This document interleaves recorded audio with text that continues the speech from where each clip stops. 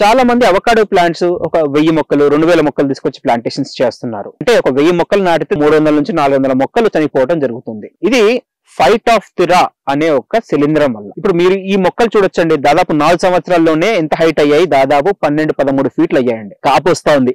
And ఇక్కడ Indian variety avocado plants కూడా plantation చేశాము. దాంట్లో 50% కన్నా ఎక్కువ ప్లాంట్స్ చనిపోయాయండి గత 3 సంవత్సరాలు 4 సంవత్సరాల్లో.